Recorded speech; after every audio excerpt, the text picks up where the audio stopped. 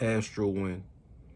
The astral wind phenomenon. If you project regularly into the real time zone from time to time, you will come across a mystifying phenomenon I will call the astral wind. This is most dramatic when experienced during a real-time OBE. Most frequent projectors will recognize the following scenario. You are traveling in a real-time zone when suddenly you are gripped by an irresistible force. You feel yourself being dragged away, usually backward. It feels like you're being blown away by a strong silent wind. The astral wind feels similar to the magnetic pull experienced when your physical body starts awakening. There is no feeling or dread of weakness, just an irresistible force.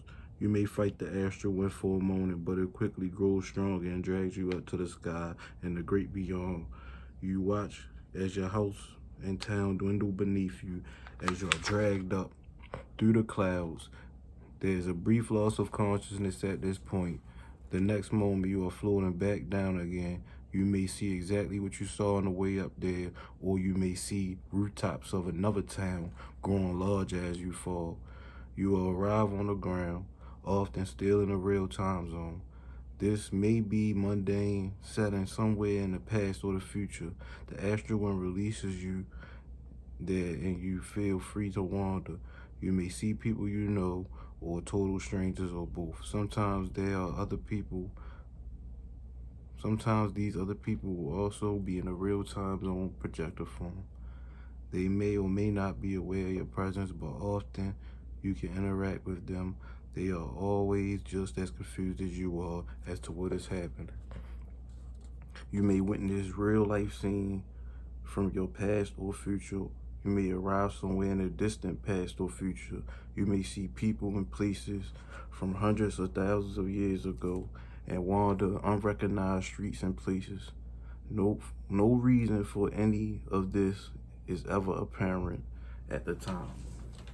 The astral wind phenomenon has been noted by authors on OBE for many years, but it has never been clearly explained.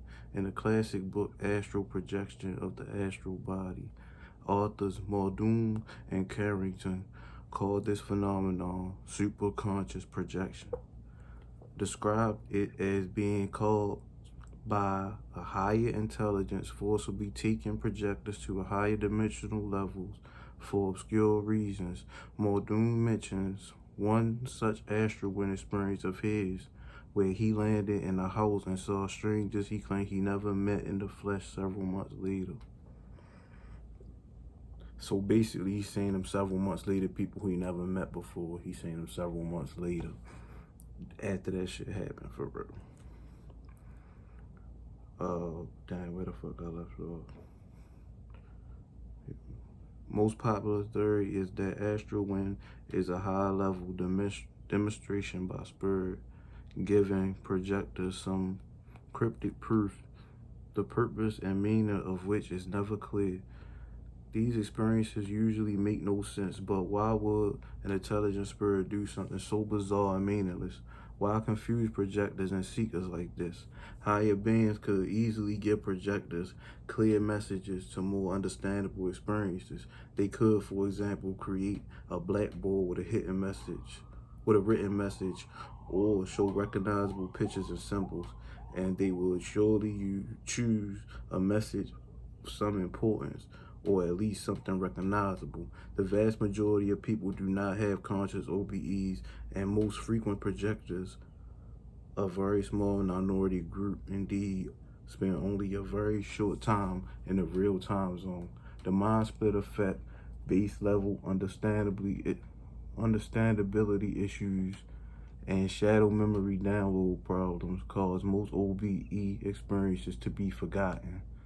The evidence suggests that people are not expected to be conscious in the real time zone when the astral wind arrives. Their projected doubles are meant to be floating asleep in real time as per normal sleep projection, making available to be collected by the astral wind. The frequency of the astral wind is unclear.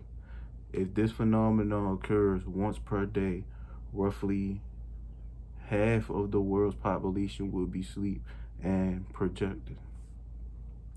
The astral wind cannot be explained as a deliberate, high-level spiritual communication or spontaneous, high-level projection called into the superconscious event. However, does fit. However, there must be natural cause and effect, natural purpose behind the astral wind phenomenon. The tantalizing fragments of past and future life events often experienced at the end of the astral wind experience suggests that the Akashic records may be involved. If so, how do the Akashic records fit into this phenomenon? Basically, every fucking day a fucking big ass spiritual wind come through at a certain time where the whole fucking universe breathe in and breathe out.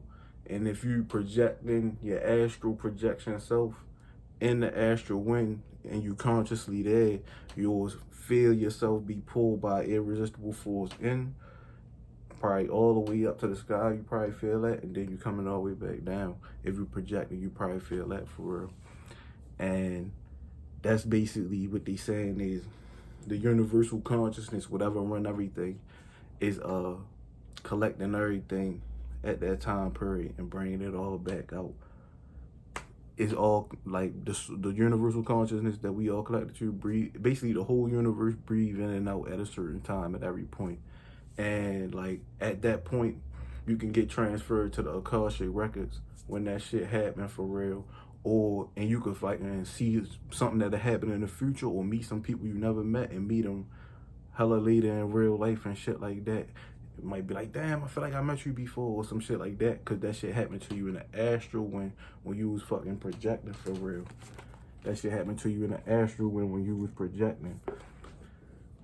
So, yeah.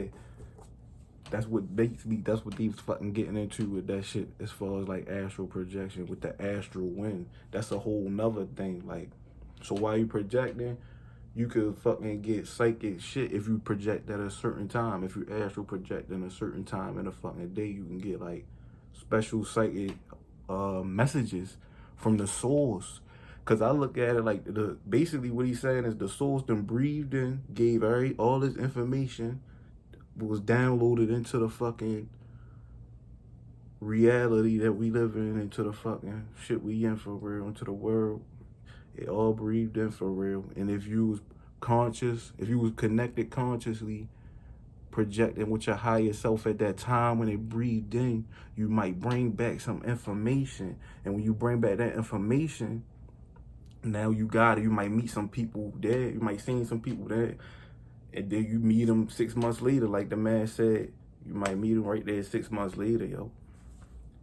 Or it might be some shit like an event that's going to happen to you. You might seen it. Boom, you might probably be like, damn, I feel like I dreamed this shit was going to happen before. Yeah, because the astral wind probably got you. It's probably how you fucking peep that shit. Like, and it's a shit where they get into how you track the astral wind. It's this shit called side real time. If you look it up, I think you gotta pay for the clock. I think they got an app for it, and you gotta pay for the clock to track the side real time. They track the time that they think that it's gonna happen every fucking day or whatever it happened on, whatever the basis it happened on. But if you want to get in more depth to it, you gotta get this for real. Astral Dynamics by Robert Bruce. I done read that bitch. I've been all those. I read that bitch front to back.